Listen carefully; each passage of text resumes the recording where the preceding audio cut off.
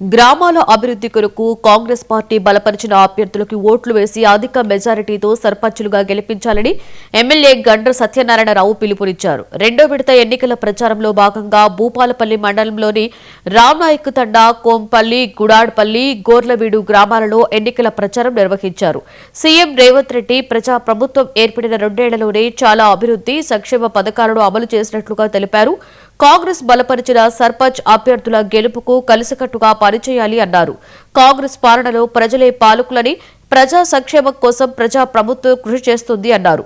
మొదటి విడత ఎన్నికలలో కాంగ్రెస్ బలపరిచిన సర్పంచ్ అభ్యర్థులను అధిక సంఖ్యలో గెలిపించినందుకు ప్రజలకు, కాంగ్రెస్ కార్యకర్తలకు ధన్యవాదాలు తెలిపారు.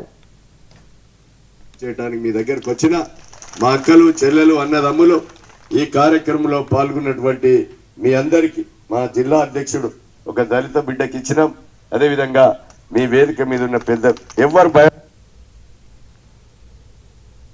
భూపాలపల్లి మండల సమైక్య కూడా ఒక బస్సు ఇచ్చాం.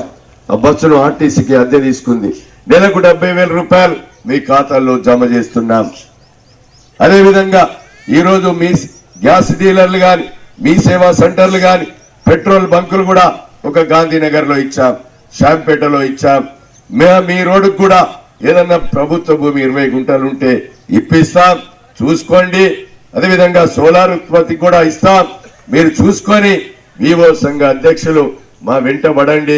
మీకు భూమి ఇచ్చే బాధ్యత మాది, పవర్ ఉత్పత్తి కేంద్రం పెట్టించే బాధ్యత ఈ ప్రభుత్వాన్ని నాది అని మీకు ఈ సందర్భంగా నేను తెలియజేస్తున్నాను. భూపాలపల్లి మండల సమైక్య కూడా ఒక బస్సు ఇచ్చాం. ఆ బస్సును ఆర్టీసీకి అద్దె తీసుకుంది. నెలకు 70,000 రూపాయలు మీ ఖాతాల్లో జమ చేస్తున్నాం. అదేవిధంగా ఈరోజు మీ గ్యాస్ డీలర్లు కానీ, మీ సేవా సెంటర్లు కానీ, పెట్రోల్ బంకులు కూడా ఒక గాంధీనగర్ లో ఇచ్చాం, శాంపేటలో ఇచ్చాం. మీ రోడ్డుకు కూడా